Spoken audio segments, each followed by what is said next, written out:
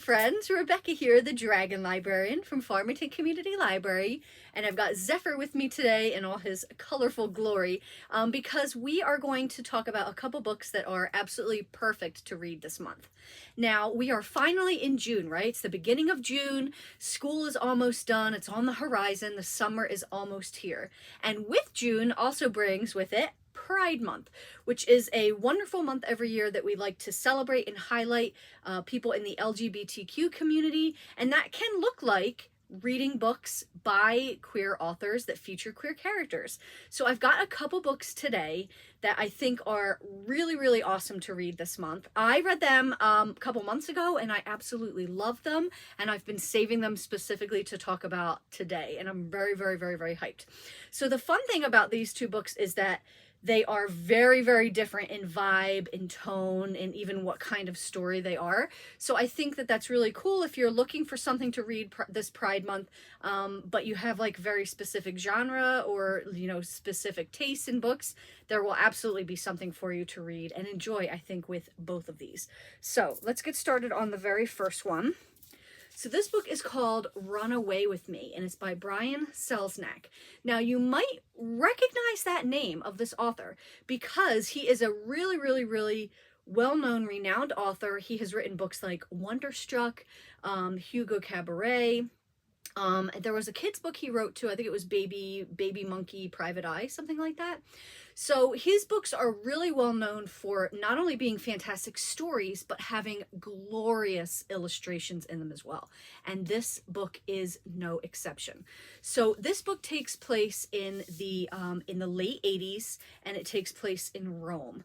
And basically it is about these two boys, Danny and Alberto, who are Danny and Angelo.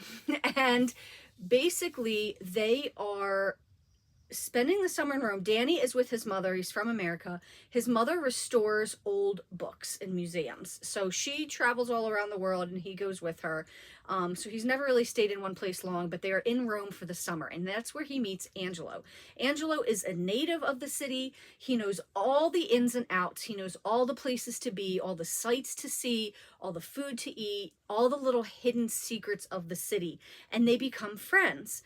And as their bond grows closer and closer, and they spend so much time together, day after day after day, they begin to fall in love. And it's this beautiful story that just takes place over the summer of this friendship turned into this beautiful love story, until Danny starts to realize that Angelo has secrets and he's actually keeping secrets from him. And will they come out? What do these secrets mean for the both of them? And what are they going to do at the end of the summer when Danny inevitably has to leave with his mom to go back to the States? So if you've ever read a book by Brian Selznick before, like I said earlier, one of the things he's really well known for are beautiful illustrations. Like the books that he writes are half beautiful story and half beautiful illustrations. So while this book looks really thick, it's really not, and I blew through it really quickly because there are so many gorgeous illustrations peppered throughout this story. And particularly in the beginning, like the first 30-40 pages of this story are just gorgeous drawings of all these places in Rome. Now, Rome, Italy is not a place that I've ever been before, and it was, I've always been curious about it, but it was never on my horizon. When I tell you that this book transported me there, I could feel the sun on my skin. I could taste the strawberries and the cherries that they were eating from the street vendors.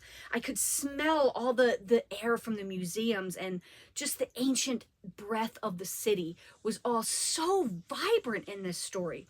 So I think if you're a person who loves to use books as a means of travel, like if you're stuck at home and you can't get anywhere, or even if you're just, hey, you can't afford to go to any place like Rome right now, and you just want to explore somewhere new to you, this book is so amazing for that. When I tell you I fell in love with the city the way I've never fallen in love with a city that I've never been to before, just from looking at these illustrations and reading this writing.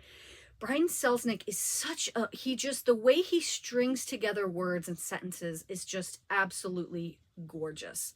It feels like one long poem that you're reading. It's a beautifully written book, beautifully illustrated book. Like, I'm just going to show you just a couple a couple of the illustrations, okay? Now, it's really interesting, and I actually went back to these illustrations time and time again while I was reading, because, you know, when you're first reading this book and you're first looking at these illustrations, you hear about these places and you know that you've seen them before in the beginning of the book with all the pictures. So they're absolutely gorgeous. You're going to want to go and refer back to these pictures over and over and over again.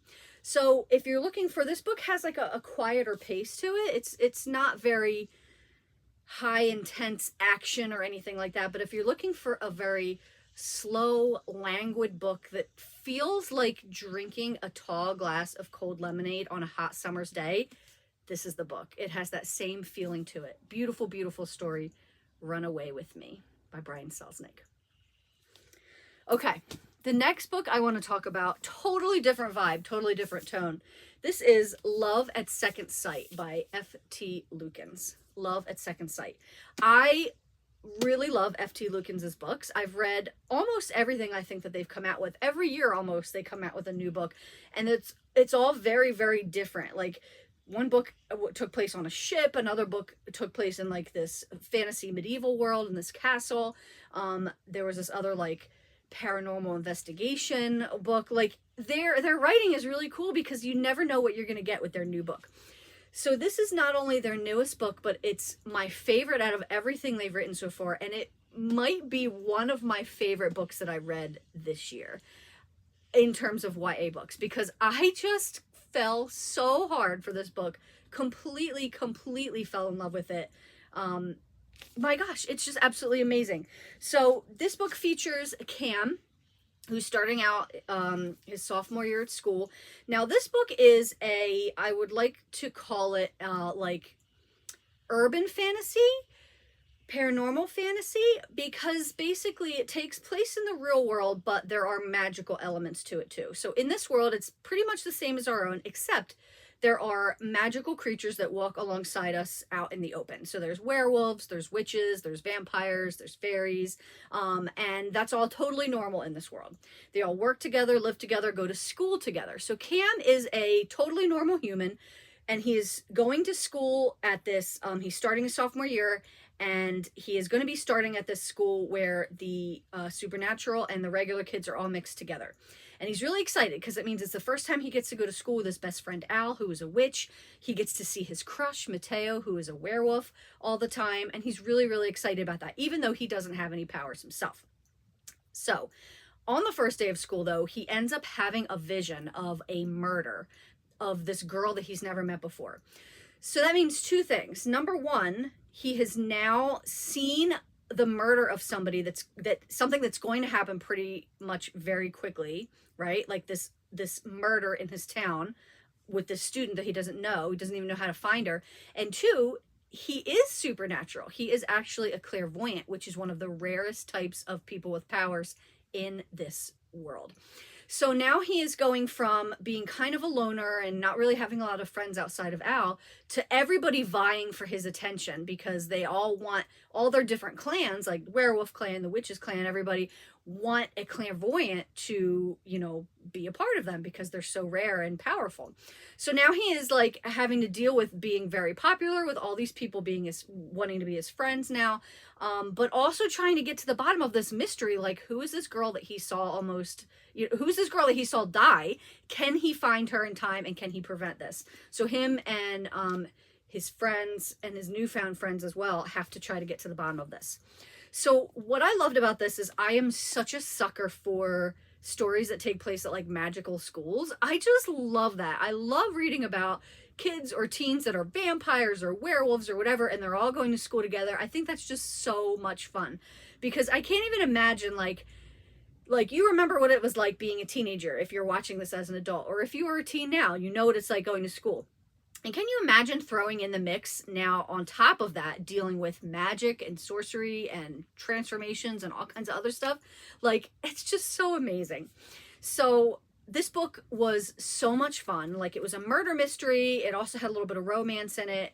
And it also dealt with some really heavy, deep themes too, like acceptance and loving yourself and being true to yourself and stuff like that as well. But it was also really, really funny. Like, the dialogue, like, Cam was a hilarious character, and the dialogue he had with a lot of his friends and classmates was just fantastic. So if you're looking for a quick read, a fun read, action-packed, there's lots of stuff going on here that has a lot of fun and humor in it, but also some deeper themes too. Love at Second Sight. Well, that's what we've got for you guys today, and I hope that these books sound really fun and interesting to you. If so, please feel free to come and check them out from Farmington Community Library. And also, thank you so very much for watching, friends, and I hope you have a wonderful rest of the day.